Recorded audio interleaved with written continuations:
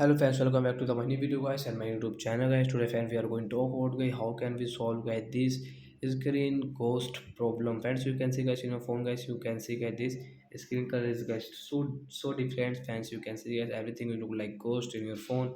So fans, how can you solve this problem today fans? I am going to show you guys.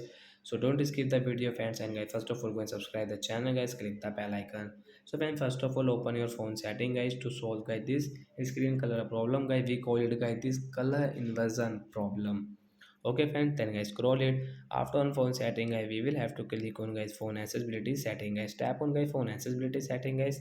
Friends, you can see guys your phone visibility guys. We will tap here. Friends, again scroll it. Friends, click on this color inversion setting guys. Friends, you can see guys this color inversion setting guys. Right side this icon guys, we will tap here to solve guys this color inversion problem. Friends, come back. Friends, you can see guys your everything is fine in your phone guys. You can use your phone without any color problem guys.